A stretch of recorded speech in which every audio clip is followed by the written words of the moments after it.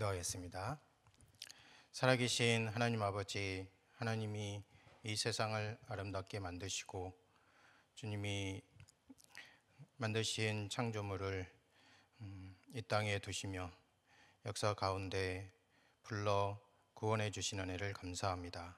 우리가 주님의 이름을 부르며 주님의 성령 안에서 주님의 영광을 드러내며 살아갈 때 세상의 문화와 세상의 거센 역풍과 마저 싸울 때도 있습니다.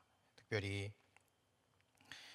차별금지법과 여러 성적인 문화로 그리스도인들이 문화적인 갈등 가운데 싸운데 하나님께서 주의 말씀으로 우리의 길을 인도해 주시고 우리 모든 성도들이 주님 말씀에 굳게 붙들려 살아갈 수 있도록 도와주옵소서. 이 시간 우리가 모두 주님 말씀 앞에 있사오니 주께서 함께하여 주시고 이 강의를 통해서 하나님 말씀과 하나님을 두려워하는 마음이 더욱 깊어질 수 있도록 도와주옵소서. 우리 구주 예수 그리스도의 이름으로 기도합니다. 아멘. 네, 오늘 제가 여러분과 함께 나눌 내용은 신약은 과연 차별 동성애를 반대하지 않는가? 이 강의는 질문과 대답으로 되어 있는데 대답은 성경과 신약 바울과 로마서는 동성애를 반대한다 하는 것입니다. 여러분 성경을 보시면 이와 같은 구절들이 있는데요. 창세기 19장, 레위기 18장, 그리고 20장, 사사기 19장 이런 성경 본문이 있어요. 또 로마서 1장과 고린도전서 6장, 디모데전서 1장과 유다서 1장에 보면 어떤 내용이 나옵니다. 우리가 총 7구절을 보고 있는데 오늘은 저희가 신약 4구절에 관심을 가질 거고요. 그 중에서도 로마서에 관심을 가져보려고 합니다. 우리가 하려고 하는 질문은 이거예요. 신약은 동성애를 반대하지 않는가? 만일 반대한다면 동성애 전체를 반대하는가 아니면 일부 형태만을 반대하는가? 이에 대한 대답은 신약과 바울은 동성애의 반대 입장에 서 있다 하는 것입니다. 그러나 현대의 수정주의자들은 다양한 측면에서 신약과 바울을 공격하고 있습니다. 이런 공격은 세 가지 차원에서 생각할 수 있는데요. 우선 주회적 논의입니다. 주회적으로 본문을 해체를 해요. 본문은 원래 기록될 때와 기록될 때는 어떤 의미를 담아서 우리에게 전달을 해줬는데 그 본래 의미가 우리에게 전달되도록 하는 것이 저와 그리고 구약학자들이 하는 일이죠.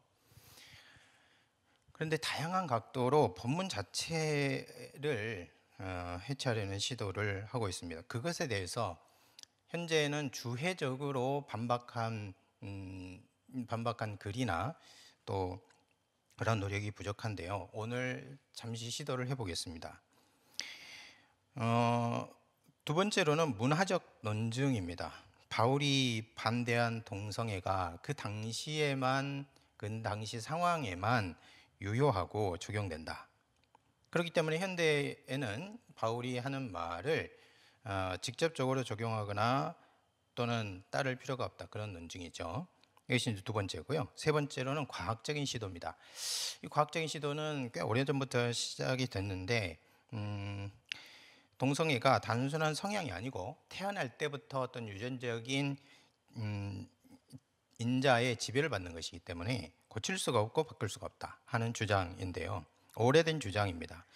이러한 주장의 근거는 무엇이고 그 근거가 타당한지를 사실은 일반 독자들, 일반 그리스도인들이 확인해 보기가 상당히 어려운 점이 있습니다. 그래서 제가 일반 독자들 그리고 일반 그리스도인 입장에서 이번 강의를 준비하면서 한번 시도를 해봤습니다. 이 세 가지를 차례차례 살펴보도록 하겠습니다. 첫 번째는 이제 주회적 논의인데요. 이 부분이 이번 강의에서 실제로 가장 비중이 높은 부분입니다. 우선 주회적 논의를 하는데 두 가지로 구성이 돼요. 어떻게 동성애 찬성하는 사람들 또는 수정주의자들이 주회적으로 본문을 해체하는지를 알아야겠죠. 그래서 그 내용을 우선 살펴보고, 그러면 그렇게 해석하는 분들의 주장을 우리는 어떻게 반박할 수 있는지 그 주회적 근거에 따라서 반박하는 거, 두 번째로 이제 구성할 거고요. 그 다음에 이제 문화적 논증으로 넘어가도록 하겠습니다. 우선 동성애를 주회적 해체를 어떻게 하고 있는지 보겠습니다. 주회적으로요, 동성애를 명시적으로 언급하고 있는 신약 본문은 아까 우리가 살펴봤는 것처럼 네 구절이거든요. 로마서 1장 24절부터 27절, 고린도전서 6장 9절에서 10절, 디모데전서 1장 10절, 그리고 유다서 7절입니다. 동성애에 대해서 모두 부정적이에요. 이 중에서 현대 수정주의자들이 가장 거세게 재해석을 시도하는 본문은 로마서 1장 24절부터 27절입니다. 전통적으로 이 본문은 바울이 동성애를 죄로 정죄한다고 얘기했지만 수정주의자들은 이러한 해석이 오해에서 비롯된 것이거나 오류가 있다고 주장하고 있습니다. 그러면 이렇게 주장할 때 그들이 어떤 노력을 하고 있는가? 세 가지 경로로 자신들의 주장을 펴고 있는데, 첫 번째는 사본학적 논거를 들어서 주장하고요. 두 번째로는 성경 해석을 수정하려고 합니다. 세 번째로는 문화적 논증을 하게 되는데, 문화적 논증은 조금 이따가 살펴보고 앞에 두 부분을 먼저 살펴보겠어요. 우선 사본학적 증거입니다. 어떤 사람들은 로마서 1장 26절에서 27절에 있는 이 본문이 들어있는 더 큰 단위 본문 1장 18절부터 31절까지가 바울이 쓴 것이 아니라고 주장합니다. 이 주장의 사본학적인 근거가 무엇인가를 찾아보면 이렇습니다. 오네일에 따르면 로마서 1장 18절부터 2장 29절까지 말씀은 바울이 쓴 것이 아니라 후대 필사자가 삽입한 것이고, 따라서 바울의 견해가 아니라고 말합니다. 그래서 제가 살펴봤어요. 어떤 근거로 이런 주장을 하는지. 그런데요, 놀랍게도 오네일은 사본학적 증거는 제시하지 않아요. 만일 이 견해가 옳다면 로마서 1장 26절과 27절도 후대에 추가로 보아야 할 것입니다. 주장이 옳다면요. 그런데 그런 흔적이 전혀 없어요. 파피루스 그리고 헬라어가 기록된 여러 사본을 보면은 이제 그 초기 사본은 대문자로 기록합니다. 대문자로 기록된 사본, 그리고 좀 후대가 되면 소문자로 기록한 사본이 있어요. 그것이 가죽으로 된 그 페르가모이든지 아니면 파피루스든지 다른 어떤 매체를 통해서든지, 그래서 대문자 사본이 있으면 좀 더 고대 사본이고 후대 사본은 소문자 사본으로 분류가 되는데, 신약이 기록된 파피루스, 대문자, 소문자 사본 전체 5,000개에서 5,000개가 지금 좀 넘습니다. 5,000개가 넘는 사본 중에 이 구절이 없는 로마서는 단 한 것도 없습니다. 몇몇 구절에서 약간의 사소한 이문이 발견했는데, 이문이라는 것은 보통 우리가 받아들이고 있는 본문과 조금 다른 거예요. 예컨대 로마서 1장 26절에 보면 배자사본, 지금 5세기 사본인데요. 배자사본에서는 한 단어를 바꿔 읽었습니다. 예를 들어서 1장 26절에 여자가 순리대로 남자 쓸 것을, 그래서 쓸 것이라는 말은 크레신이에요. 크레신. 근데 그것을 크티신이라고 바꿨었어요. 그렇게 읽은 아주 사소한 거고요. 물론 의미는 달라집니다. 1장 27절에서 호모이오스 다음에 대를 추가, 그러나에 해당되는 대를 추가한 정도입니다. 이 외에 다른 본문도 이와 같이 약간의 변화나 아니면 똑같은 의미의 다른 불변사가 들어가는 것 외에, 또는 빠진 것 외에 전체 본문이 1장 18절부터 31절까지 없는 본문은 없어요. 이러한 성향은 디모데 전후서, 디도서를 평가할 때도 비슷하게 나타나는데, 여기서는 이제 사본 증거를 들지 않고 목회 서신의 바울 저작권을 부인하는 형태로 나타나죠. 다시 말해서 목회 서신의 저자와 진짜 바울이 쓴 7개의 서신이 다르다는 것입니다. 지금까지 짧게 사본학적 논거로 로마서 1장 26절과 27절을 다르게 해석하는 시도를 짧게 살펴보았습니다. 그러면 이제 로마서 1장 26절, 27절에 대한 해석을 바꾸려는 여러 시도가 있는데, 그것에 대해서 살펴보도록 하겠습니다. 로마서 1장 26절, 27절을 퀴어 신학자들은 의미를 바꿔보려고 시도를 하고 있는데, 예를 들어서 보스웰은 본문은 그리스도 안에서 성 형태 차이가 윤리적으로 중립적이었다고 주장해요.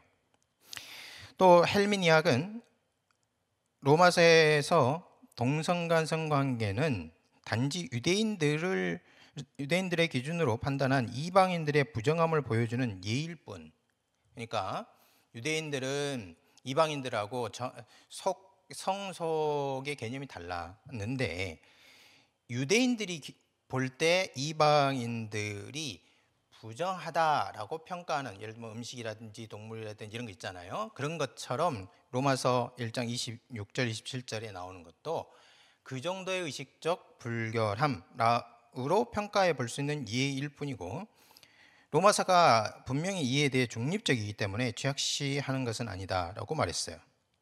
그러니까 헬미니악이나 보스웰에 따르면 바울은 로마서 1장 26절 27절에서 동성애가 도덕적으로나 윤리적으로 단죄받을 어떤 일이 아니었다고 말한 셈이죠.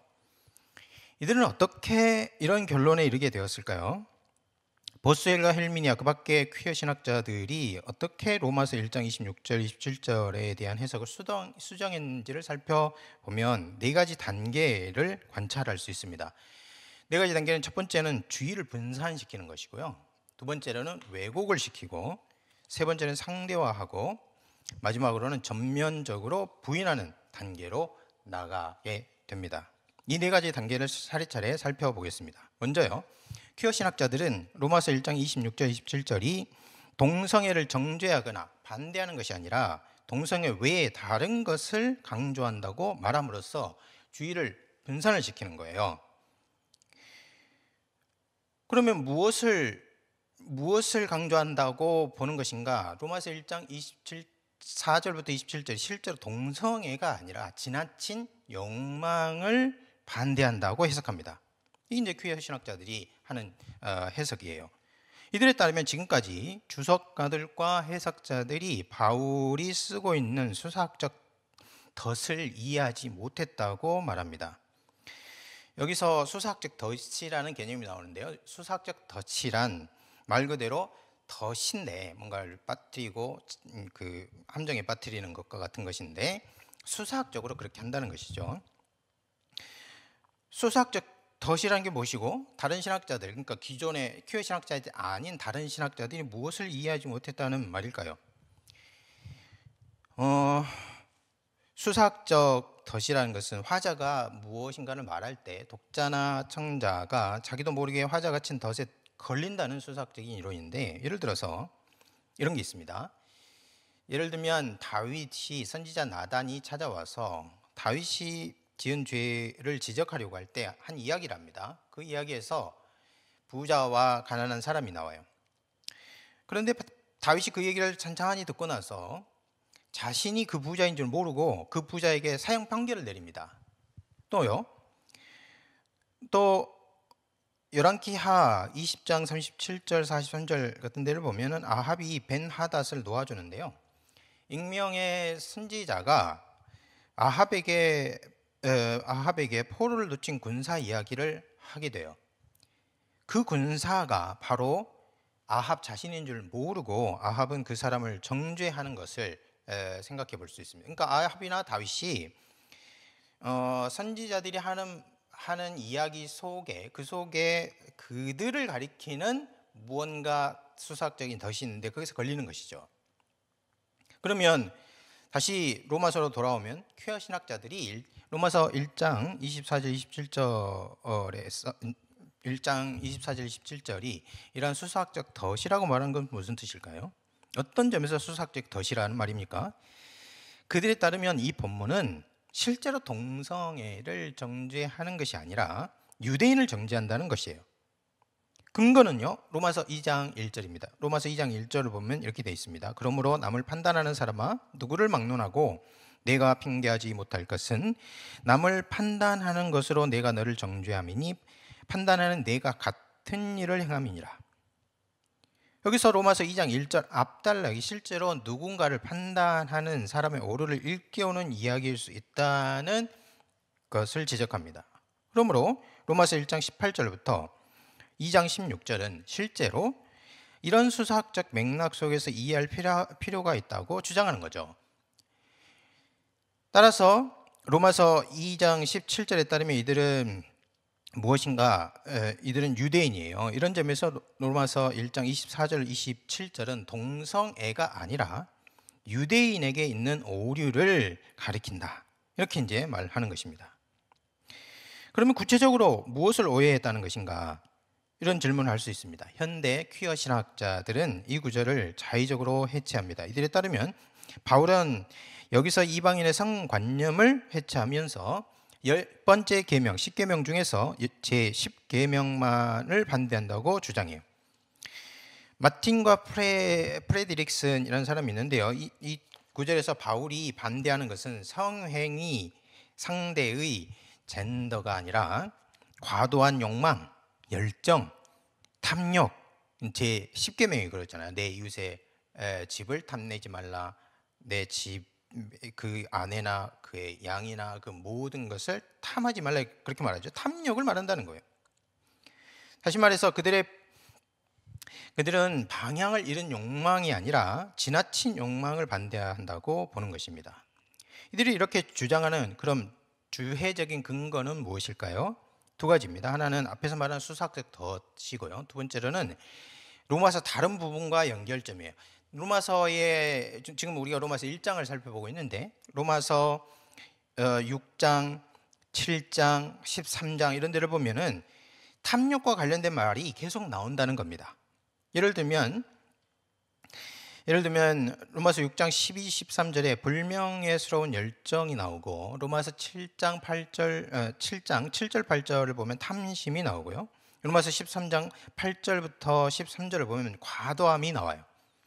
그래서 이런 과도한 욕망이 공동체를 사랑으로 세우지 못하고 힘을 남용하고 불의로 억압하는 것이기 때문에 이웃을 해치게 된다 하는 거죠. 따라서 로마서 1장 24절 27절을 아까 말한 수사학적 덫과 뒤에 나오는 것과 연결점을 찾아서 동성애가 아니라 지금 이 구절에서 반대하는 것은 지나친 욕망을 반대한다, 이렇게 논증을 하는 것입니다. 잠깐 비판을 해볼까요? 물론 바울이 유대인들의 의식을 흔들어서 그들도 죄인이라는 것을 말하고 있는 건 사실이에요. 왜냐하면 유대인들은 자신들의 죄를 깨닫지 못하기 때문입니다. 하지만 이것은 근본적인 반대 질문에 직면하게 돼요. 만일 퀴어 신학자들처럼 해석을 한다면요. 만일 이 설명이 정당하려면 바울이 로마서를 쓰는 주 대상이 또는 바울의 로마서를 받는 사람이 오직 유대인이어야 합니다. 로마서 수신자를 유대인으로 한정할 수 있는가 하는 질문을 받을 수 있어요. 왜냐하면 유대인의 죄를 잘못을 지적하고 있고 이것은 유대인들이 잘못하고 있는 것을 지적하는 것이기 때문에 그렇죠.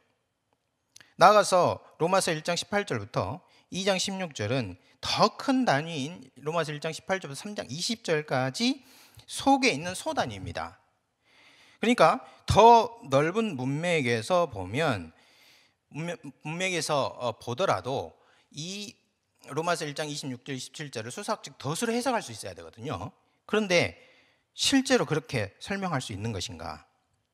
이 두 질문에 긍정적인 대답을 내놓을 수 없다면 퀴어 해석의 요성이 심하게 타격을 받거나 아니면 사라지게 됩니다. 바울은 이 단락에서 1장 18절부터 3장 20절에서요, 온 인류의 상태를 거대한 시야에서부터 시작해서 한 점으로, 이 한 점에서 다시 거대한 시야로 확대하는, 마치 모래시계를 거꾸로 이렇게 수평으로 세우는 것과 같은 그런 논증을 하고 있어요. 하나님의 진노가 하늘로부터 불의로 진리를 억압하는 모든 사람이 나타난다. 큰 거대 시야에서 지금 모든 사람이 나타난다 말하고 있어요. 즉 인류의 부패성에서 시작하고 있습니다. 유대인과 할례로 이런 거대 시각이 유대인과 할례로 딱 수렴했다가요, 거기서부터 다시 온 인류로 확장하고 있어요. 의인은 없나니 하나도 없으며 하나님을 찾는 자도 없고 의를 행하는 자가 없느니 하나도 없도다. 그러니까 율법의 행위로는 의롭다 할 사람이 한 사람도 없다 하는, 다시 거대 시야로 확대하는 것이죠. 그래서 로마서 1장 26절 27절에 표시된 일도 이 인류의 타락, 죄, 부패성과 연결이 되어 있다고 보는 것이 타당하지, 이것을 어떤 특정 인류 중 특정 민족에 제한해서 그들의 일로만 볼 수 있는 것인가 하는 근본적인 질문을 제기할 수 있습니다. 지금까지 로마서 1장 26절부터 27절의 의미를 동성의 정죄가 아니라 지나친 욕망으로 해석하려는 시도를 살펴봤어요. 다른 퀴어 신학자들은 로마서 1장 26절에 등장하는 어떤 특정한 표현이 있는데 그 표현의 뜻을 비틀어 보려고 합니다. 예를 들어서 1장 26절에 보면 파라퓨신이라는 말이 나와요.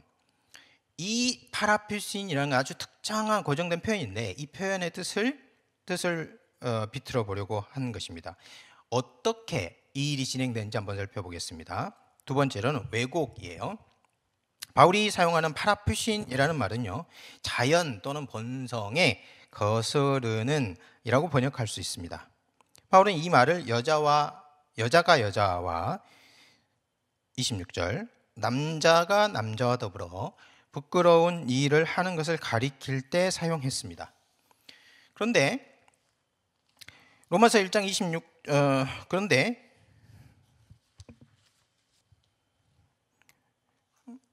그런데 이 말을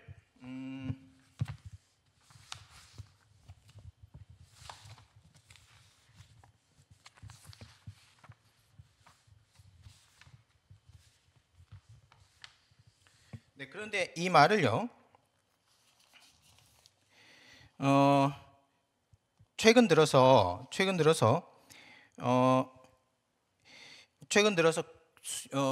퀴어 신학자들과 수정주의자들은 이 말을 아주 긍정적으로 해석하려고 하고 있습니다. 이것이 무슨 말인가? 어떻게 본성을 거스른다는 말을 긍정적으로 해석할 수 있다는 말인가? 이들은요, 로마서 1장 26절 27절을 로마서 2장 27절이나 또는 11장 24절을 들어서 해석을 하려고 그래요. 예를 들면 로마서 1장 24절에서는 이런 말을 하거든요. 내가 원돌 감람 나무에서 찍힘을 받고 본성을 거슬러 파라퓨신, 여기 나와요. 똑같이 좋은 감람나무에 접붙임을 받았으니 원가지인 이 사람들이야 얼마나 더 자기 감람나무에 접붙임을 받으랴, 이렇게 말하거든요. 로마서 11장 24절에 이렇게 말하고 있어요. 그런데 이 말을 여기 나오는 파라퓨신을 해석할 때 로마서 11장 24절에서 해석한 그 해석을 가지고 다시 1장 26절과 27절로 돌아와서 적용을 시킨다는 겁니다. 그러면 로마서 11장 24절을 어떻게 해석하느냐가 중요하겠죠. 유진 로저스라는 사람이 있습니다. 유진 로저스에 따르면 여기에 본성을 거슬러라는 문구가 나오는데, 이 문구는 하나님이 하신 일에 적용된다 하는 점을 먼저 포착을 해요. 그거는 맞습니다. 그럼 어떻게 한다는 것인가? 여기서 이방인들은 이스라엘의 하나님께 너무나 낯설고, 하나님은 자연에 거슬러 파라퓨신 그들을 접붙여 받아들이신다.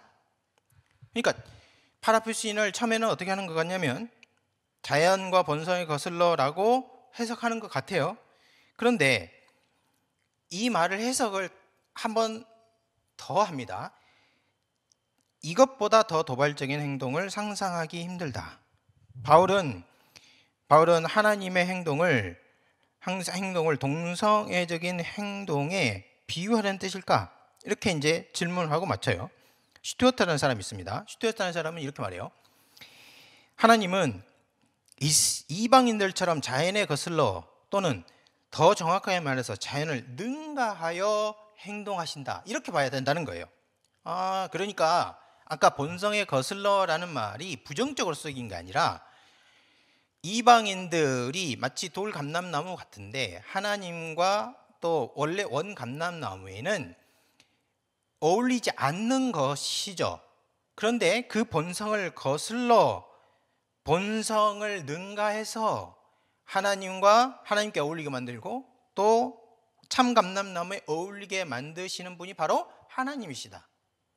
바로 이것이, 즉 본성을 능가해서 행동하시는 것이 바로 파라피신이 가리키는 것이다.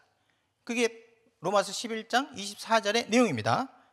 퀴어 신학자들에 따르면. 자, 그러면 이것을 어디에다가 적용을 하냐면 1장 26절 27절에 적용을 한다는 거예요. 그럼 어떻게 됩니까? 로마서 1장 26, 27절은 여자들은 순리로 쓸 것을 버리고 자연을 능가하는 것을 쓰며, 이와 같이 남자들도 순리대로 여자 쓰기를 버리고 자연을 능가하는 것을 위해서 남자가 더불어 부끄러운 일을 했다. 이렇게 번역할 수 있다고 제안합니다. 이게 너무나 이상한 일이거든요. 근데 문제는 퀴어 신학자들 중에서도 이렇게 번역하는 사람은 없어요.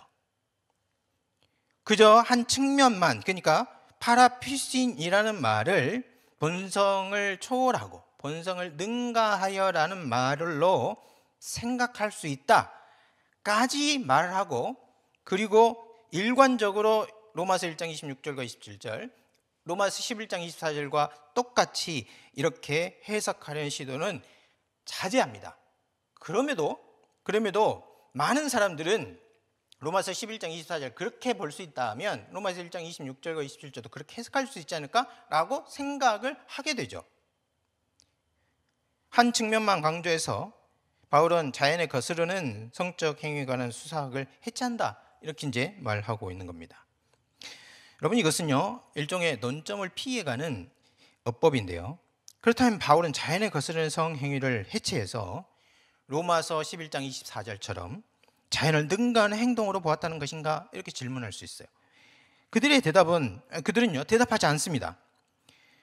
그렇다면 어떻게 이 여자들의 행동이 부끄러운 욕심이 될 수 있을까요? 우린 질문할 수 있어야 돼요.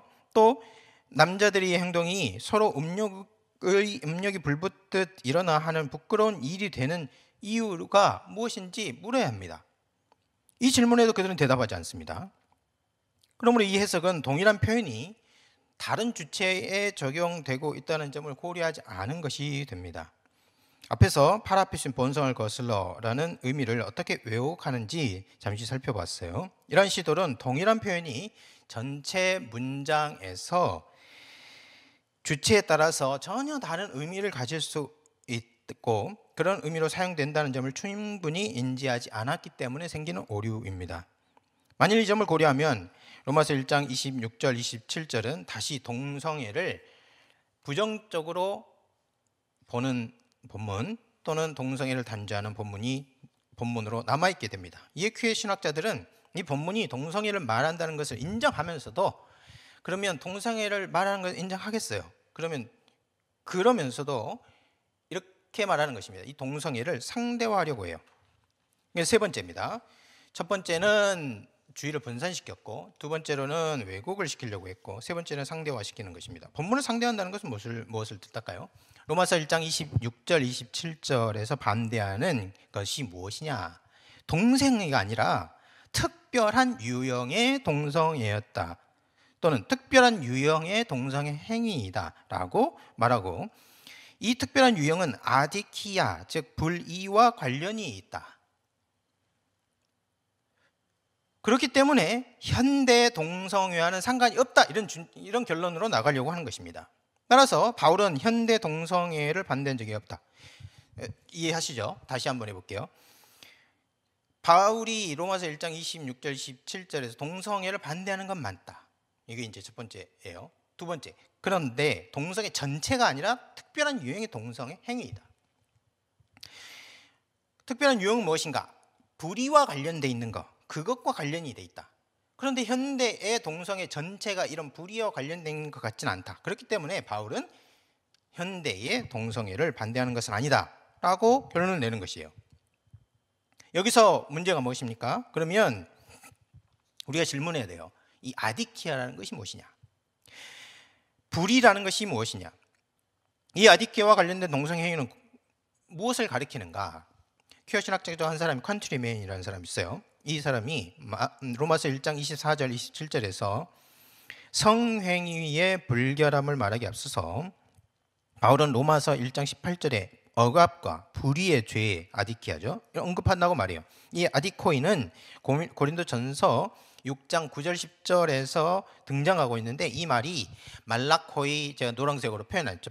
본문에 보면 말라코이 또는 아르세노 코이토이 라는 말 앞에 바로 등장합니다. 그러니까 이게 가장 관련이 있다는 것이죠.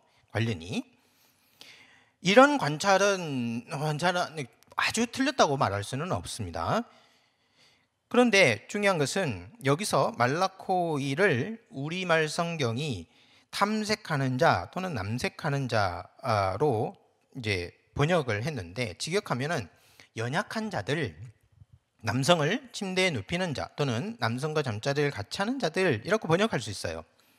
이때 연약한 자라는 것은 동성애 행위에서 여성 역할을 하는 자를 가리키고, 아르세노 코이토이라는 말은 남성 역할을 하는 자를 가리킵니다. 컨트리면은 이 두 행위를 아디키어와 연결을 하고, 또 다른 퀴어 신학자인 행크스도 마찬가지입니다. 행크스에 따르면 바울은 불의를 우상 숭배와 성적 확대와 자연스럽게 연결을 하고, 로마서 1장 26절과 27절에서 남자와 여자들의 성행위는 성인 사이의 동의에 의한 애정 있는 성행위가 아니라 강간이나 소돔 고모라에서 있었던 일이요, 소아성애나 동의하지 않은 노예에 대한 성적 착취 같은 권력 남용을 언급한 것이다 라고 주장해요. 그러니까 바울이 동성애를 말하는 건 맞아요. 맞다. 그런데 바울이 말하는 동성애에 금지하는 것은 여기 말하는 것처럼 성적 착취, 동의에 의하지 않은 것, 이런 것들을 금하는 것이지, 실제 현대에 일어난 애정에 근거한 서로의 합의에 의한 동성애는 아니다, 이렇게 말하려고 하는 것이죠. 자, 로마서 1장 18절에 나오는 불의, 고린도전서 6장 9절의 불의한 자를 그 뒤에 나오는 구체적인 죄의 형태와 연결하여 해석할 수는 있습니다. 로마서 1장 19절부터 32절에 나오는 죄의 목록은요, 불의로 진리를 억누르는 일의 다양한 형태로 볼 수 있어요. 음행이나 우상숭배, 간음, 도둑질, 탐욕, 술취함, 모욕, 사기 등을 행하는 자는요, 불의한 자들의 모습이기 때문입니다. 그러나 수정주의자들이 그들의 해석이 적절하다고 주장을 하려면 다음 두 가지 질문에 대해서 납득할 수 있는 설명을 내놔야 됩니다. 첫 번째, 로마서 1장 18절과 고린도전서 6장 9절 이하의 악덕 목록을 모두 억압, 확대 권력 남용으로 설명할 수 있는가? 예를 들어서 하나님을 알지만 하나님께 영광을 돌리지도 않고 감사하지 않는 것을 이런 범주의 범죄라고 할 수 있는 것인가? 도둑질이나 모욕이나 사기가 이런 종류의 죄인가? 물어봐야 돼요. 두 번째로는 수동주의자들은 현대 동성애를 동성애들 사이에 서로 동의에 이루어지는 애정 있는 성행위라고 정의를 하는데, 과연 모든 동성애가 이런 형태의 성행위라고 확증할 수 있는 것인가 하는 겁니다. 어떤 기준으로 이런 형태와 또 아닌 동성애 행위를 구분하는가? 과연 바울이나 바울 당시 사람들이 서로 동의하에 이루어지는 성행위를 어떻게 평가했는가라고 물어봐야 합니다. 만일 이것에 대해서 정확하게 대답할 수 없다면 본문을 상대화하려는 시도가 완전히 절대적으로 유효하다고 볼 수가 없습니다. 지금까지 로마서 1장 26절 27절에서 가리키는 동성애와 불의, 아디케아를 연결해서 바울이 반대한 것은 고대 폭력적인 성적 남용과 착취를 반대한 것이지 현대적 동성애를 반대한 것이 아니다 하는 주장을 살펴보고 잠시 반박을 해봤습니다. 자, 그러나 수정주의자는 여기서 만족하지 않습니다. 그들은요, 바울이나 신약이 동성애를 반대한다는 것을 완전히 부인하려고 해요. 이제 마지막으로 이 시도가 무엇인지 살펴보겠습니다. 마지막 네 번째로는 전면 부인이에요. 전면 부인. 퀴어 신학자들은 신약 성경 어디에도 동성애를 반대하지 않는다고 주장합니다. 이들에 따르면 특히 로마서 1장 26절, 이것은 여성들 간에 동성애를 가리키는 것이 아니다 이렇게 말해요. 하지만 로마서 1장 26절 27절을 보면 바울이 여자들이 순리를 영리로 바꿨다 그렇게 말하지 않는가요?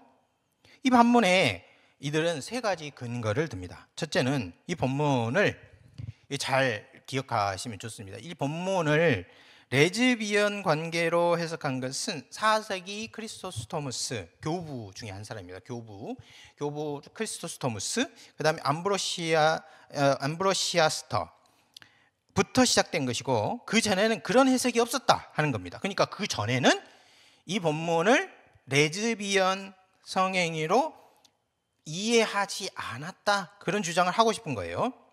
두 번째, 로마서 1장 26절 27절은 레위기 18장 22절 그리고 20장 13절을 인용한 것인데, 여기서 레위기 본문에서는요, 레위기 본문에서 오직 남성들만 언급합니다. 남자들이 여인과 함께 동침하는 것처럼 남자와 동침하면 이는 가증한 것이니 죽이라, 이렇게 말했다는 겁니다. 또 20장 13절도 비슷한 내용입니다. 그러니까 남성들의 성행위 중에서도 어떤 성적 지향을 가진 사람들이 아니라 남자들 사이에 학대 행위를 비난한다, 이렇게 보는 겁니다. 따라서 로마서 1장 26절이 레즈비언 성행위를 반대하는 것은 아니다, 이렇게 보는 거예요. 그러니까 남자들에 대한 얘기를 했고 그것을 인용했으니까 로마서 1장 26절, 즉 바울이 이 말을 쓸 때는 레즈비언 성행위는 반대한 것이 아니다, 그렇게 이제 해석하는 거예요. 이게 두 번째고요. 세 번째로는 성경 읽기 방식이 잘못된 것이다, 이렇게 말해요. 지금까지 로마서를 읽는 방식은 로마서 1장 26절 27절 있잖아요. 그럼 27절에서 시작해서 26절로 진행한다, 이들은 주장합니다. 이것을 그리고 이렇게 읽는 방식은 몰 역사적 읽기에 해당한다, 그렇게 봐요. 바울의 독자들은 로마서 1장 26절 읽을 때 여성 상대자가 명확하게 남성이라고 생각했을 거라는 겁니다. 분명히 여자들이 순리대로 여자 쓰기를 버리고 부끄러운 일을 했다, 이렇게 말할 때 여자의 성상대가 남성이었다고 생각했을 것이라, 이렇게 주장을 하는 것이죠. 그러면 순리를 영리로 바꿨다는 말은 어떻게 설명할 것인가, 이런 질문을 받을 수 있는데요. 케플러라는 퀴어 신학자는 이것은 자연스럽지 않은 성행위를 가리킨다, 출산을 목적으로 하는 것이 아닌 모든 유형의 성관계를 의미한다고 그렇게 주장했어요. 여러분, 이런 주장은 명백한 사실을 너무 자주 간과합니다. 나아가서 논증의 출발점이 되는 전제가 적절하다고 할 수 있는가라고 물어봐야 합니다. 예를 들어서 바울이 오로지 레위기 18장 22절, 20장 13절만을 염두에 두고 다른 내용은 마치 모르기는 하는 것처럼 생각하고 있는 것일까요? 레위기 18장에 보면 내 어머니의 하체는 내 아버지의 하체이니 너는 범하지 말라. 그는 내 어머니인즉 너는 그의 하체를 범하지 말라. 이렇게 말했는데 여기서 말하는 너가 남자이기 때문에 여자들은 이 말씀과 아무런 상관이 없는가? 그렇게 이해하도록 구약을 그렇게 이해할 수 있는 것인가? 하는 거죠. 이것은 구약의 대표 원리를 전혀 이해하지 못한 겁니다. 예를 들면은 구약은 우리가 성경을 읽을 때 하나님이 개인에게 주신 성경으로 개인주의화된 문화적인 그런 배경에서 우리가 읽기 때문에 십계명이 하나님이 나에게 언약 당사인 나에게 주신 것으로 보지만 구약은 그렇게 보지 않거든요. 예를 들어서 구약에 보면 20장 3절 출애굽기 23, 3절에 너는 나 외에 다른 신을 내게 두지 말지니라 할 때 내게 할 때 너는 남성입니다. 자, 그러면 이 퀴어 신학자들이 이해한 바에 따르면 이 말씀을 십계명의 첫 계명이 오로지 남성에게만 주어졌다라고 해석해야 된다는 것이죠. 그럴 수 있을까요? 또요, 신명기 6장 20절에 보면 후일에 내 아들이 내게 묻기를 우리 하나님 여호와께서 명령하신 증거와 규례와 법도가 무슨 뜻이냐 하거든 너는 내 아들에게 이르기를 우리가 옛적에 애굽에서 바로의 종이 되었더니 여호와께서 권능의 손으로 우리를 애굽에서 인도하여 내셨도다. 24절에 보면 여호와께서 우리에게 이 모든 규례를 지키라 하였다. 이렇게 말하거든요. 그러면 이거 보면은 아버지, 가장이 누구에게요? 아들에게 이 말을 하고 있습니다. 그러면 이 말이 남성이 남성에게 말하고 있기 때문에 그 집에 있는 딸이나 아내나 엄마죠. 엄마에게는 또는 여자 형제들은 아무런 구속력이 없다고 보는 것이 타당한가 하는 거예요. 신명기 30장 10절부터 11절에 보면은요, 모세가 그들에게 명령하여 이를 초막절에 이스라엘 백성들이 내 하나님 여호와 앞에 모일 때 이 율법을 낭독할 것이요 온 이스라엘이 이것을 들으라 그렇게 말했고요. 신명기 6장이 그래서 너는 길을 갈 때든지 앉아 있을 때든지 누워 있을 때든지 부지런히 내 자녀에게 이것을 가르치라. 가장들에게 한 명령이에요. 그런데 가장들은 집안의 대표이기 때문에 그렇게 한 것입니다. 모든 이스라엘 집에 속한 사람들은 남성이든 여성이든 하나님의 말씀의 구속을 받습니다. 왜냐하면 그들 모두가 하나님의 구속을 받았기 때문입니다. 고린도전서 5장 1절부터 2절에 보면 바울은 이러한 내용을 반영해서 남자가 동성애를 하는 걸 금지했을 뿐만 아니라 아버지와 아들이 한 여인에게 가는 것도 지극히 큰 죄라고 생각했습니다. 그래서 이렇게 말하죠. 너희 중에 심지어 음행이 있다 할 말을 들으니 그런 음행은 이방인 중에도 없는 것이라 누가 그 아버지 아내를 취하였다 하였도다. 이렇게 말하는데 이것은 신명기 20장 30절을 인용한 거예요. 그렇기 때문에 신명기 18장 22절과 20장 13절은 남성들에게만 한 것이다. 그렇기 때문에 바울이 그걸 인용했다면 레즈비언은 해당되지 않는다. 그러니까 바울이 레즈비언의 성행위는 정지하지 않았다. 이렇게 해석하는 것은 그야말로 구약의 정신을 곡해하고 성경을 오해해서 읽은 것이라 할 수 있습니다. 지금까지 네 가지 방식으로 본문을 수정하려는 시도를 살펴봤어요. 이제 시야를 넓혀서 로마서 1장 26절, 27절을 바울 서신 연대를 고려해서 한번 해석해 보겠습니다.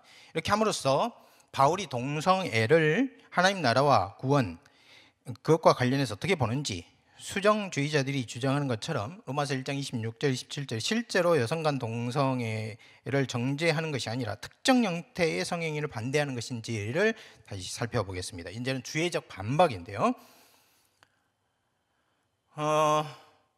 우선 로마서 1장 26절과 바울 서신의 관계를 잠시 살펴볼게요. 로마서 1장 26절 27절과 고린도전서 6장 9절 10절 그리고 디모데전서 1장 10절 시간적 순서로 어떻게 될까요? 이 질문에 대답하기 위해서는 바울 연대기 그리고 신약 서론에 관한 내용을 자세히 살펴볼 필요가 있는데요. 이 논의를 다 했다고 가정하고 결론만 말씀드리면, 우선 고린도전서는 로마서 이전에 쓰여졌습니다. 바울은 제3차 전도 여행 중에 에베소에 있을 때 근로의 집에 속하는 사람들로부터 소식을 들었고, 경로가 알려지지 않았던 소식, 그리고 고린도 교회 문제에 관한 편지를 받았는데, 이것에 대한 대답이 고린도전서예요. 그러니까 바울이 세 번째 방문 전에 쓴 것이 확실하기 때문에 AD 55년 봄이라고 할 수 있습니다. 로마서는 바울이 3차 전도여행 마지막에 아가야에서 보낸 것입니다. 그러니까 AD 57년경입니다. 디모데전서는 AD 55년 5월에서 6월쯤 마게도냐에서 마게도냐로 갈 때, 바울이 마게도냐로 갈 때 에베소에 남겨둔 디모데에게 바울이 마게도냐에 있을 때 보낸 편지로 보여요. 그렇기 때문에 순서를 종합해 보면 고린도전서가 제일 먼저고요. 그 다음에 디모데전서, 그리고 로마서라는 것을 알 수 있습니다. 이 순서를 통해서 알 수 있는 한 가지 사실은 무엇인가? 그것은 이것입니다. 로마서 1장 26절 27절에는 고린도전서 6장 9절 10절의 내용과 디모데전서 1장 10절의 사상이 녹아 있다고 보는 것이 타당하다는 거예요. 지금까지 전통적인 주석가나 수정주의자는 이 순서를 고려하지 않고 본문을 이제 대해왔는데, 동성애를 반대하든 옹호하든 로마서에서 논의를 시작하는 경향이 있었어요. 그러면서 로마서 주위에서 부족한 부분이나 아니면 보조적으로 필요한 부분을 고린도전서와 디모데전서에서 끌어왔습니다. 하지만 연대적 순서에 따르면 고린도전서와 디모데전서에서 시작을 해야 됩니다. 그러면 고린도전서 6장 9절과 10절 그리고 디모데전서 10절, 그 10절이 6장 9절부터 11절까지 문맥을 살펴보면 어떤 내용이 나오는가, 우리가 이제 살펴볼 필요가 있겠죠. 고린도전서 6장 9절부터 10절 이렇게 말합니다. 불의한 자가 하나님 나라를 유업으로 받지 못할 줄 알지 못하느냐. 이 불의한 자 누굴까요? 미혹을 받지 말라. 음행하는 자, 우상 숭배하는 자, 간음하는 자, 탐색하는 자, 남색하는 자, 도적이나 탐욕을 부린 자는, 또 술 취하는 자나 모욕하는 자는, 속여서 빼앗는 자는 하나님 나라를 유업으로 받지 못한다. 이렇게 말해요. 그러니까 불의한 자 중에 뭐가 있냐면 탐색하는 자, 남색하는 자가 있는 거예요. 이들은 하나님 나라를 받지 못한다는 겁니다. 디모데전서 1장 9절부터 11절 읽어보면 알건 이것이니 율법은 옳은 사람 위에 세운 것이 아니요 오직 불의한 자와 복종하지 아니한 자, 경건하지 않은 사람과 죄인과 거룩하지 않은 자와 망령된 자와 아버지를 죽이는 자와 어머니를 죽이는 자와 살인하는 자며 음행하는 자, 남색하는 자, 인신매매하는 자, 거짓말하는 자와 맹세하는 자와 기타 바른 교훈을 거스르는 자를 위함이니 이 교훈은 내게 맡기신 바 복되신 하나님의 영광의 복음을 따름이니라. 이렇게 말하고 있어요. 여기도 마찬가지죠. 불의한 자에 누구가 속하냐면 남색하는 자가 속하는 것이고요, 음행하는 자가 속하는 것이고, 이들은 영광의 복음에서 배제됩니다. 이 두 구절에 따르면 세 가지 점이 명확해져요. 나아가서 로마서 쓸 때 바울이 동성애에 대한 입장을 갖고 있었는데, 이미 로마서를 쓸 때 이미 확고하게 동성애에 관한 입장이 정해져 있어요. 첫 번째는 무엇인가? 세 가지 중에 첫 번째, 동성애는요 형태와 관계없이 불의라는 거예요. 동성애자는 무법한 자와 같은 운명에 속한다는 겁니다. 그래서 하나님 나라를 유업으로 받지 못합니다. 따라서 로마서 1장 26, 27절에 하나님이 동성애자들을 수치스러운 욕정에 넘겨주셨고 부끄러운 일을 하게 하셨으며 그들의 행위에 합당한 보응을 받게 하셨다고 말할 때, 이것은 단지 성관계로 인한 질병이나 정신적 손상에 국한되는 것이 아닙니다. 이들은 하나님께서 넘겨주어 버린 거예요. 넘겨주시면 뭐가 들어가냐? 하나님 나라에서 배제되는 것, 하나님 나라를 상속하는 것에서 단절되는 것, 종말론적 심판에 들어가는 것을 다 가리켜요. 이게 첫 번째입니다. 동성애는 형태와 관계없이 불이이고 동성애자는 무법한 자와 같은 운명이 있기 때문에 하나님 나라를 상속하지 못한다. 이게 첫 번째. 두 번째는 바울은 동성애의 종류를 구별하지 않는다는 거예요. 바울은 음행과 간음, 탐색, 남색을 모두 구별합니다. 이것은 동성애 자체만이 아니라 성경에서 가르친 적법한 결혼을 파괴하거나 부정하는 모든 행위를 포괄한다는 점을 기억해야 해요. 또한 남색하는 자, 디모데전서 1장 10절을 말할 때 이 말이에요. 탐색하는 자들과 남색하는 자들이 포함되어 있을 가능성이 높습니다. 그것은 어떻게 알 수 있냐면 여기 표를 보시면 알 수 있는데요. 여러분 보세요. 고린도 전서 6장 9절을 먼저 썼어요. 그리고 디모데 전서 1장 10절을 쓸 때 네 가지 구별했던 것을 앞에 음행과 남색만 기록을 하고 있습니다. 디모데 전서에서. 그 말은 무슨 말입니까? 네 가지 종류 중에서 첫 번째 것과 마지막 거를 썼다는 뜻이 되죠. 그러면 그 속에 간음이나 탐색이 들어가요. 수정주의자들은 탐색하는 자 말라코이인데요. 탐색하는 자 말라코이, 남성 간 동성애 중에서 여자 역할을 하는 자를 가리키고 남색하는 자들이 남자 역할을 하는 것을 의미한다고 말하는데, 그러므로 바울 이것은 동성애를 찬성하든 찬성하지 않는 사람이든 성경을 해석할 때 이 두 사람이 아마도 어떤 역할을 했을까를 할 때 수정주의자든 아니면 보수주의자든 다 똑같이 그렇게 일치합니다. 그런데 이 말을 바울이 로마서 1장 26절 27절에서 쓰지는 않아요. 오히려 더 명확하게 1장 26절에서 여자들은 이렇게 하고요, 27절에서 남자들은 이렇게 얘기하는 것으로 나아갑니다. 그러니까 순리를 영리로 바꾼 여성들의 성행위를 말하고 또 남성의 동성애 행위를 말하고 있습니다.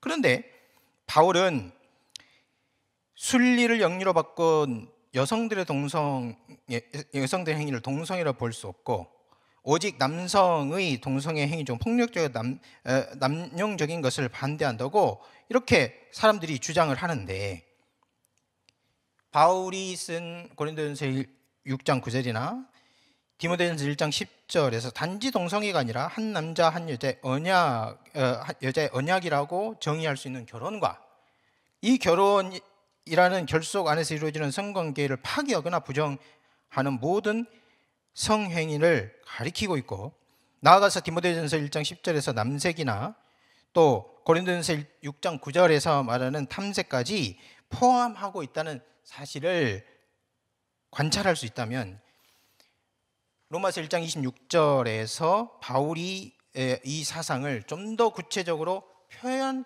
것이 아니냐, 이렇게 해석할 수 있어요. 다시 말하면 당시 세상 안에서 발견되는 인간 본성의 타락한 행위 중에서 가장 심각한 것을 든 것입니다. 여자가 남자와 결혼이란 결속 밖에서 본성을 거슬러 부끄러운 일을 하고, 남자가 결혼이라는 언약을 파기하고 남자와 더불어 수치스러운 일을 하는 것을 표현하고 있다, 그렇게 볼 수 있는 것이죠. 이게 이제 두 번째입니다. 바울은 동성애의 형태를 구별하지 않고 그것을 반대한다. 이것이 두 번째예요. 세 번째는 동성애는 율법의 본의와는 반대편에 있다는 겁니다. 고린도전서 6장 9절 10절에서는 이것을 율법과 율법의 요체인 10계명이라고 명명하지는 않습니다. 그러나 음행, 간음, 탐색, 남색, 우상숭, 거짓말, 거짓 맹세, 그리고 도둑질, 사기, 한묶음, 탐욕, 모욕, 이런 것들은요 다 10계명의 계명들이에요. 내 이웃의 집을 탐하지 말라, 간음하지 말라, 나 외에 다른 신을 내게 있게 하지 말아라. 거짓 증언하지 말고 거짓 맹세하지 말아라. 도둑질하지 말아라. 다 10계명의 계명이거든요. 10계명 말하진 않지만 내용이 뭡니까? 10계명인 거예요. 이에 반해서 디모데전서 1장 10절은 더 직접적으로 율법과 연관을 시키고 동성애를 율법을 범하고 복종하지 않는 사람에게 않는 사람들의 일이라고 규정을 하고 있어요. 자, 이것이 이 세 가지가 사실이면 바울이 율법의 정신을 염두에 두고 이 말을 했을 가능성이 크죠. 즉 행위뿐만 아니고 율법은 어떤 항목만이 중요한 것이 아니라 10계명을 해석하거나 아니면 구약의 율법을 생각할 때 우리 주님과 그리고 바울이 이제 해석하는 바에 따르면 어떤 항목과요, 그 항목이 대표하는 정신, 본뜻, 이것을 염두에 두고 그 항목을 말합니다. 예를 들면 살인하지 말라 그러면은 남의 생명을 보호하는 것, 그 생명을 보호하는 것과 반대되는 미움과 증오 이런 것들을 전부 다 포함하는 거예요.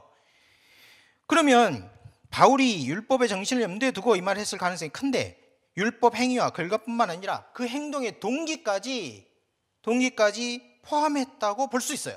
자, 그러면 어떻게 됩니까? 바울은 여자들이 순리를 영리로 바꾸는 의도와 시도, 남자들이 서로에게 음욕이 불붙듯 하는 이런 일을 수치스러운 역정이 표출되는 형태로 봅니다. 따라서 바울은 도둑질이나 사기뿐만 아니라 탐심을 죄로 보고 돈을 사랑하는 마음을 죄의 뿌리라고 말하듯이 동성의 행위뿐만 아니라 동성의 욕망을 죄로 본다는 거예요. 이것이 디모데전서 1장 10절이 반영이 된 로마서 1장 26절 27절에 대한 해석이라고 할 수 있습니다. 이것은 예수님이 살인에 앞서서 증오를, 간음 이전의 음욕을 실제 살인과 간음과 동일시 여긴 것과 같은 것입니다. 신약에 따르면 바울이 이와 같이 동성애를 신약에 따르면 바울은 이와 같이 동성애를 확고하게 반대합니다. 바울이 동성애를 정죄하는 강도는 10계명이 우상숭배나 간음, 탐심을 정죄하는 강도와 정확하게 같습니다.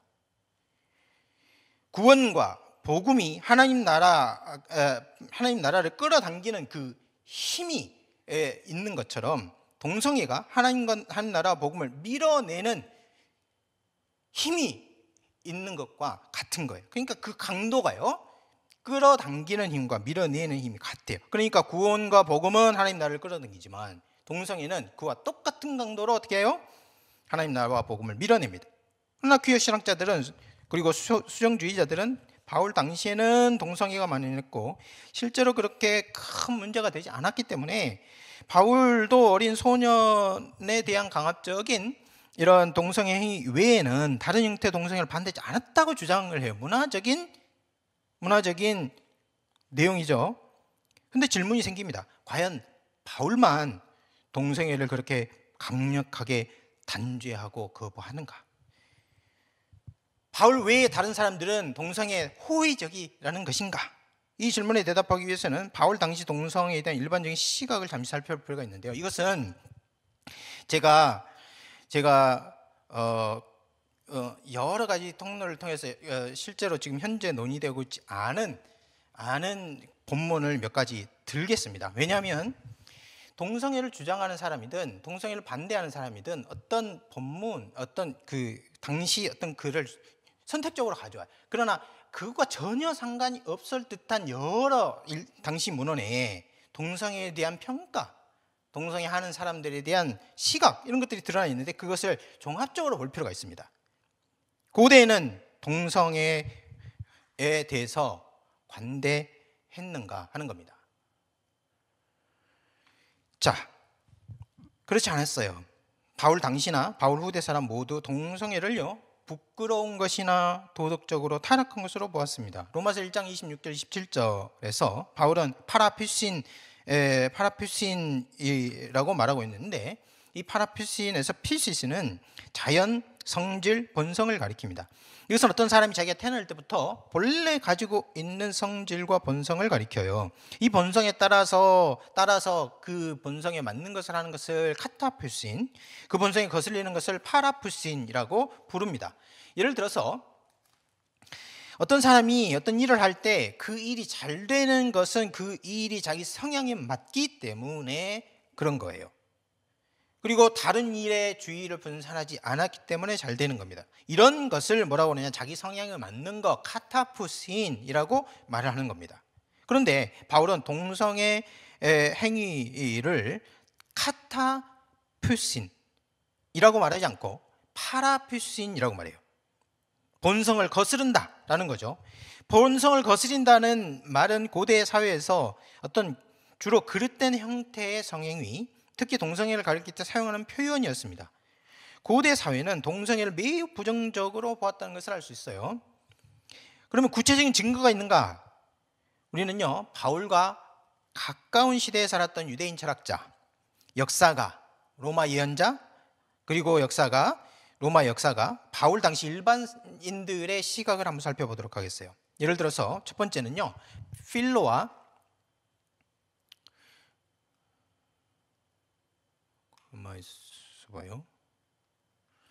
필로와 요세푸스를 보겠습니다. 필로라는 사람은 유대인 철학자인데요, 자신의 책 개별 법들이라는 책이 있는데요, 여기서 동성애를 언급하고 있습니다.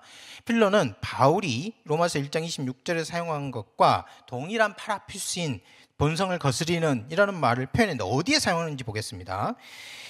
필로가 쓴 개별법 3권 39절에 이렇게 말합니다. 그리고 그러한 연인은 동일한 형벌을 받게 될 것이다. 그는 부자연스러운 쾌락을 추구하고 출산 수단을 파괴하며 도시를 황폐하게 하고 사람이 살 수 없게 만들려고 최선을 다한다. 이렇게 말하고 있어요. 여기서 출산 수단을 파괴하는 것과 부자연스러운 쾌락을 추구하는 것이 같은 것으로 나와요. 근데 쾌락인데 그냥 쾌락이 아니고 부자연스러운 쾌락이라고 말하고 있습니다. 만일 남녀가 정상적인 결혼 내에서 하는 성관계 또는 부부생활은 이런 말로 표현하지 않죠. 필로뿐만 아니라 유대인 역사가 요세푸스는 이방인들 중에서 부자연스럽고 모순으로 가득 찬 것이 있다 이렇게 말하면서 두 번이나 동성애를 말해요. 요세푸스 아피언 반박론 2권 237절에 보면은 이런 말이 나옵니다. 앨리스인과 더베인과 인도 동성애를 강요하는 그러한 부자연스럽고도 뻔뻔스러운 법을 폐기하고 싶지 않겠는가. 좀 지나세요. 275절에 보면은 그런데 사실상 이런 모순투성이가 그들의 법 전반에 자리 잡고 있으며 또한 헬라 백성들에게 커다란 영향을 미치게 되자 그들은 마치 이러한 남색 행위가 신들의 좋은 특징의 일부에서 기인한 것이냐, 오히려 신들에게 탓을 돌리고 있다. 이렇게 이제 얘기합니다. 여기서 주목할 말은 동성애를 표현하는데 뻔뻔스럽다, 부자연스럽다, 모순투성이다 이런 말로 묘사를 하고 있다는 겁니다. 필로는 요세푸스는 유대인 지식가니까, 유대인이니까 그럴 수 있지 않을까요? 아니요. 로마 지식인과 예언가들은 어떻게 말하는지 한번 볼까요? 시빌리언이라는 책이 있어요. 로마 예언들을 모아놓은 책인데, 시빌리언의 저자와 그리고 로마 역사가 수에토니우스라는 사람이 있습니다. 물론 이제 시빌리언 저자가 로마 사람인지 유대의 사람인지 지금 현재 논란이 있지만요, 시빌리언 예언 자체가 로마와 관련돼 있다는 것을 관련돼 있기 때문에 이쪽 범주에 집어넣습니다. 시빌리언 저자는요, 동성애를 남자와의 위법적 성행위로 정의합니다. 동시에 간음과 함께 사람이 삼가야 할 일이고 신이 분노하는 일 중에 하나라고 봐요. 나아가서 사람이 직면하게 될 불건건, 무도함이라고 규정을 합니다. 시빌리언 제3권 593절에서 599절을 보면 이런 말이 있습니다.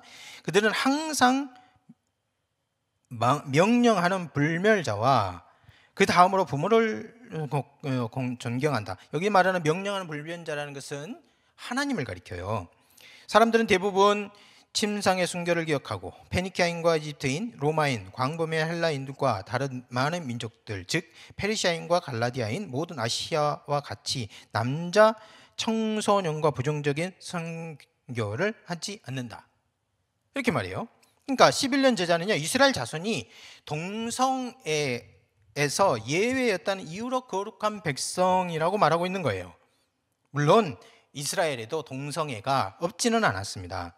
하지만 이방인, 특히 이 그리스 로마 세계와 비교할 때 그들은 성적인 영역에서 정숙함이 굉장히 뛰어났다는 것을 반증해요. 비교했을 때요.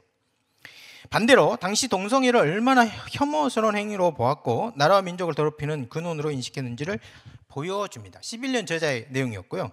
로마 역사가 수에토니우스라는 사람이 있어요. 수에토니우스는 지위가 아무리 높더라도 동성애를 미워하지 않았습니다. 그러니까 동성애를 하는 사람들이 자유인, 노예, 여성, 자유인 남자, 그리고 그 고위 관리층, 그리고 황제 이렇게 쭉 있을 텐데 동성애를 하는 사람이 황제라도 비판하는 것을 멈추지 않았어요. 예를 들어서 카이사르가 동성애로 자기의 품위를 스스로 크게 떨어뜨렸다고 말합니다. 카이사르에게는 니코메데스 왕과 동성애 관계를 가졌다는 혐의가 있었는데 이것은 당시 시인, 동료 집정관, 키케로, 그리고 심지어 병사들까지 비웃는 내용이었어요. 시인 리키니우스 칼부스라는 사람은 이렇게 말합니다. 부유한 비티니아 왕, 침대에서 카이사르를 욕보인 자요. 이렇게 말하고 있어요. 시인이 그렇게 말했다면 동료 집정관인 비블루스는 뭐라고 말하고 있는가? 한때 왕과 자기를 바랐지만 지금은 스스로 왕이 되고 싶어하는 비티니아 왕비. 비티니아 왕비는 누구를 가리키냐면 카이사르를 가리켜요. 또 집정관이었던 키케로는 카이사르는 시종의 안내를 따라 침실로 들어갔다. 그는 거기서 자줏빛 속옷을 입고 금빛 침대에 누웠다. 따라서 이 베누스의 후손은 비티니아에서 순결을 잃었다. 마치 여성을 묘사하는 것처럼 카이사르의 행동을 묘사하고 있어요. 병사들, 갈리아는 카이사르에게 모욕을 당해. 갈리아 전쟁에 이겼잖아요. 그래서 갈리아가 카이사르에게 모욕을 당했다. 이렇게 표현해요. 카이사르는 니코메데스 왕에게 모욕을 당했지 여기 개선식의 월계관을 쓴 카이사르가 가네 갈리아 전쟁의 승리를 기념한 이렇게 말하고 있습니다. 모욕을 당했대요. 모욕을. 이것이 누가 하는 말입니까? 병사들이 행군을 하면서 하는 말이죠. 아니면 자기들이 막사에서 자기를 지도하고 있는 카이사르라는 군 사령관을 이렇게 비웃고 있는 겁니다. 그러면 철학자나 묵시저자, 유대와 로마의 역사가 지식과 사회계층이 높은 사람들 외에 일반 사람들은 어떻게 동성애를 생각했는가? 일반 사람들이 어떻게 생각했는지 기록을 찾을 수는 없죠. 일반 사람들은 글을 잘 쓰지 않기 때문에 일반 사람들이 어떻게 했는지는 찾기 어렵습니다. 그런데 필로가요, 당시 사회가 전반적으로 동성애를 어떻게 생각하고 있는지 여론 같은 것을 기록한 것이 있어요. 이것도 마찬가지로 개별 법들 또는 특별한 법 3권 37절에 나오는데요. 아까 읽었던 본문 바로 앞에 보면 나와요.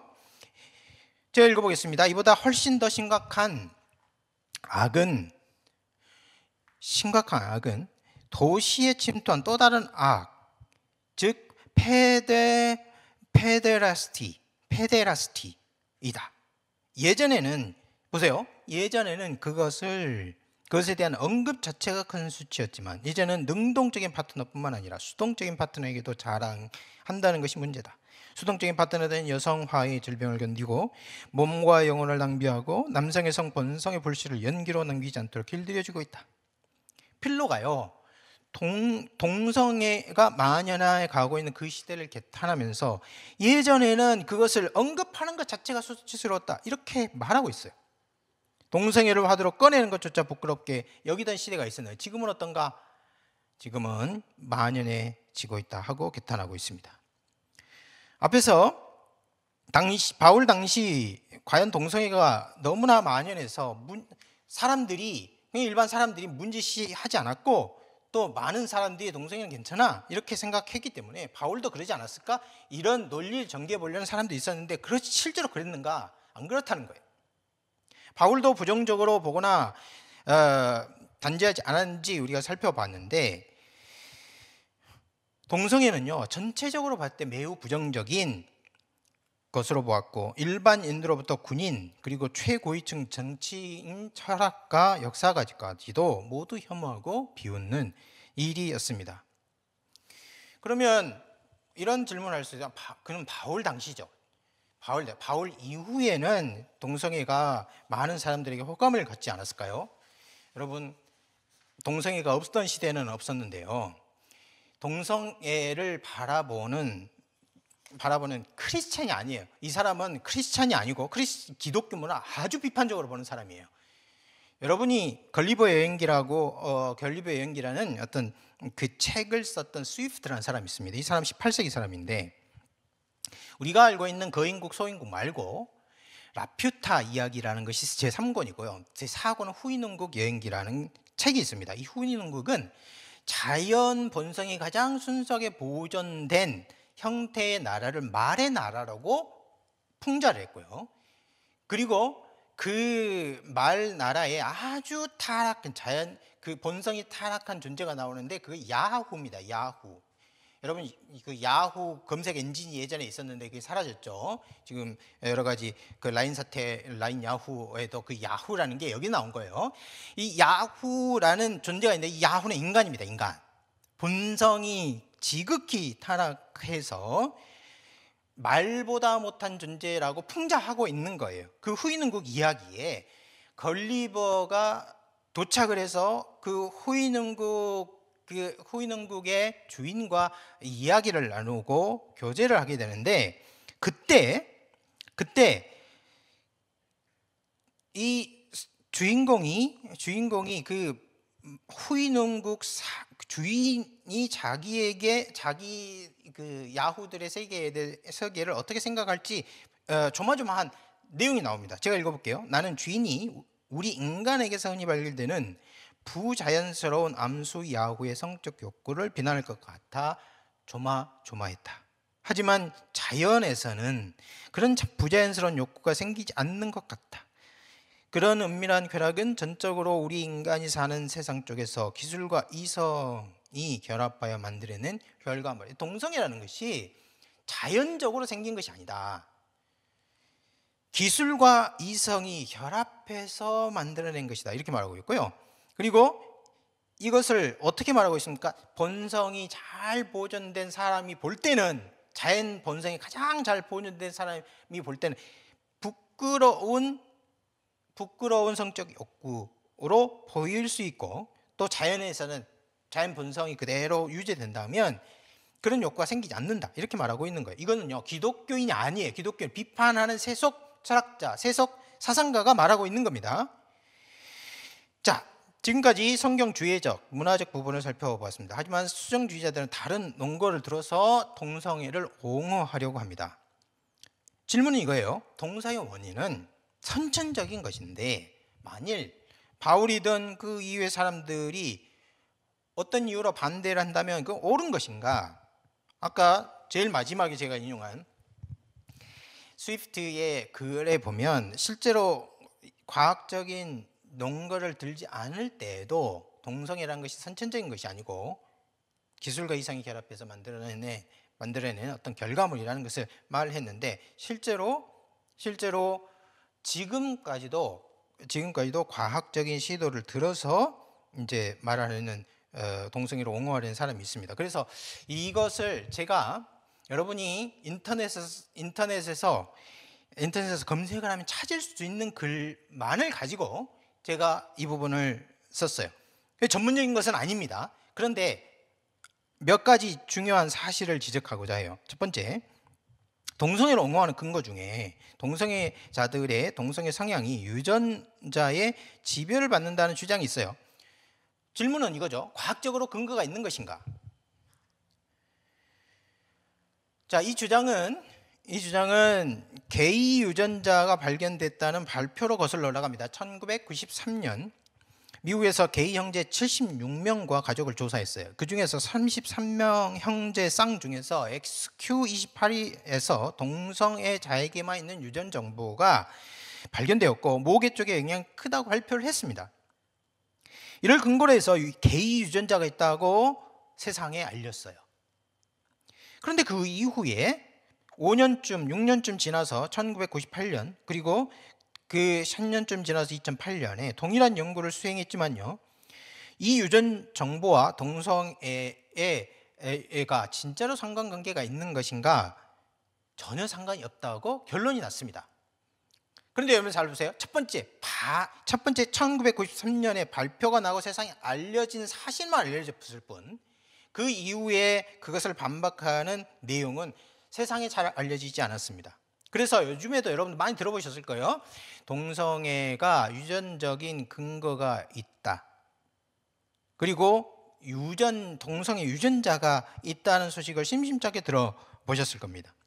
실제로 라이스와 앤더슨이 사이언스지에 발표한 바에 따르면 이러한 결과는 남성 동성애 근간이 되는 X 연관 유전자를 지지하지 않는다 하고 1999년에 발표가 났죠. 그런데 동일한 해인 2008년에요. 샌더스는 ABC TV에 출연해서 성적 취향에 대한 유전적인 요소의 중요성은 상당히 설득력이 있다. TV 지금 생중계예요. 그렇게 얘기를 했습니다. 이는 동성행위의 가장 중요한 요소일 것이라고 말했습니다. 그런데 이후 2010년에 894명의 이성애자, 694명의 동성애자를 대상으로 연구를 하게 되면, 이분이 TV에서 발표를 했는데 그 위에 연구를 받아서 이제 연구를 해요. 성적 취향이 모계로부터 유전된다는 주장이 근거가 있는 것인가? 근거가 없다고 결론을 내렸어요.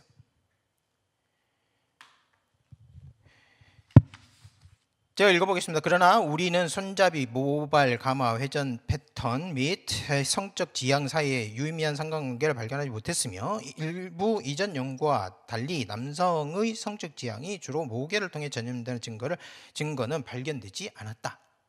이것도 잘 알려졌을까요? 안 알려졌을까요? 잘 안 알려졌습니다.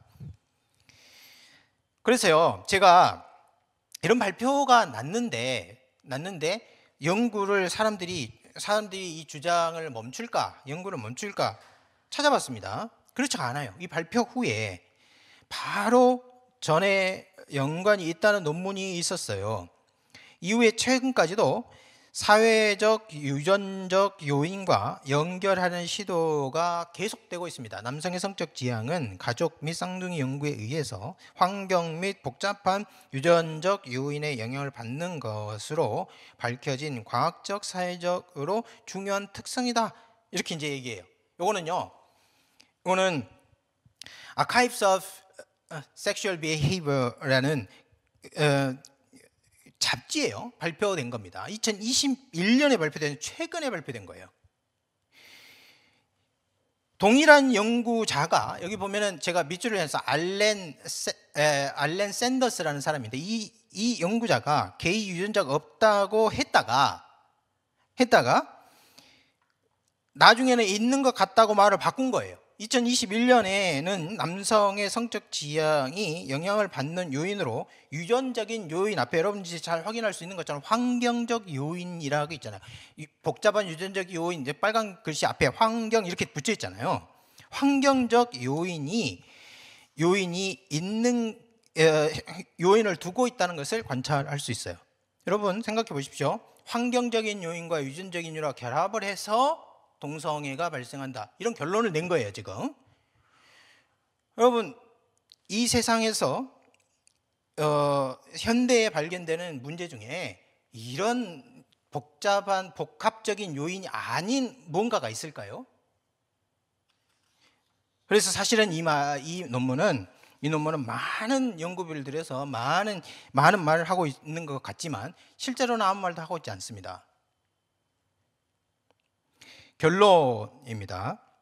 지금까지 관찰한 내용을 통해서 다음과 같이 결론을 내렸어요. 첫 번째, 5가지인데요. 첫 번째, 성경은요, 동성애를 명백히 죄로 규정합니다. 신약 성경은 동성애를 반대해요. 뿐만 아니라 가장 심각한 죄로 규정하고 있고 가장 엄정하게 선언합니다. 동성애 실행자는 구원에서 배제돼요. 바울은 남자 동성애, 여자 동성애를 모두 반대하고 있습니다. 이게 첫 번째고요. 두 번째, 현대 수정주의자들과 퀴어 신학자들은 로마서 1장 26절, 27절을 주의적으로 해체하려고 시도하고 있습니다. 사본적 논거는 전혀 근거가 없다고 볼 수 있습니다.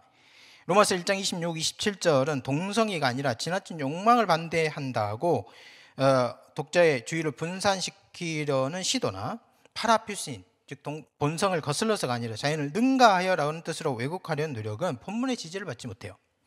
나아가서 로마서 1장 26, 27절은 동성애 전체가 아니라 폭력적인 강간이나 소아성의 성적 삭취 같은 것만을 금지할 뿐 성인 사이의 동의에 의한 애정 있는 성관계는 금지하지 않는다고 해서 본문의 의미를 상대화하려고 하는 시도라든지 이런 것들은 본문과 거리가 멉니다. 마지막으로 로마서 1장 26절을 레즈비언 관계로 해석하는 것은 4세기 말부터였고 로마서 1장 26, 27절은 레위기 18장 22절, 20장 13절의 근거를 인용하고 있는 것이기 때문에 바울이 레즈비언 성행 행위를 반대한 것은 아니었다고 해석할 수 있는 것인가? 자, 그러면 질문 한 번 더 해볼 수 있습니다. 그러면 대답을 찾을 수 있어요. 이것은 교부들의 해석, 아까 말한 크리스토스 토무스나 암브로시아스터가 로마서를 해석하지 않은 그 전에는 로마서가 독자적인 뜻을 전할 수 없고 또 레위기를 비롯한 하나님의 법이 남성 주어를 쓰면 모든 남성에게 해당된다고 전제할 수 있는가? 만일 이것이 전제할 수 없다면, 그러니까 교부들이 해석을 하지 않는다 해도 로마서가 자체로 독자적으로 메시지를 전달할 수 있다면, 그러면 4세기부터 레즈비언 해석으로 그 이전에는 바울이 그런 반대를 하지 않았다, 그렇게 주장할 수 없는 것이죠. 이게 두 번째입니다. 주의적으로 해체하려는 시도는 다 실패거나 본문의 지지를 받지 못하거나 본문의 본의와 멀다 하는 겁니다. 세 번째, 로마서 1장 26, 27절은 고린도전서 6장 9절 10절 그리고 디모데전서 1장 10절을 포함하고 있다고 봐야 됩니다. 왜냐하면 기록 순서상 로마서가 맨 나중이고 그 두 구절이 앞에 있기 때문에 그래요. 그러니까 로마서 1장 26절에서 명확하게 말하고 있는 것을 고린도전서 6장과 디모데전서 1장에서 이미 바울이 생각하고 있었던 것이죠. 따라서 로마서 1장 26, 27절에는요 동성애의 모든 형태를 포함하고 그 형태를 하나님이 넘겨주심이라는 심판과 연결하고 있다는 것을 알 수 있습니다. 하나님 넘겨주심 속에 고린도전서 6장 9절 용어로 표현하면 하나님 나라에서 배제되는 것, 디모데전서 1장 10절 용어로 하면 불의에 속하는 것, 그것이 해당되게 됩니다. 이게 세 번째고요. 네 번째, 로마서 1장 26, 27절을 당시 문화 배경에서 보더라도 결론이 바뀌는 것은 아닙니다. 바울 당시 유대인, 로마인, 지식과 교양이 있는 계급이나 일반 시민들 모두에게 동성애는 긍정적으로 평가받는 일이 별로 없었고 동성애 대상자가 황제라도 예외가 아니었어요. 바울 당시뿐만 아니라 그 이후 세속 지식인들도 동성애를 자연에 거스르는 일로 평가했습니다. 이것이 네 번째고, 마지막으로 다섯 번째는 동성애가 단순한 성향이 아니라 태어날 때부터 유전적으로 타고나는 유전 요인의 영향을 받는 것이다 하는 견해가 있는데요. 이 사실은 신빙성 있는 모집단을 통해서 실험하고 연구하기 이전에 발표된 근거가 빈약한 발표로 소급돼요. 동일한 실험자가 자기 실험을 반복한 발표가 존재하는 내용이에요. 2021년 논문에 따르면 이제는 환경과 유전 요인이 복합적이라고 말하고 있는데 현대인의 분석 대상이 되는 것 중에 이와 다른 어떤 결과가 나올 수 있는지 물어볼 수 있습니다.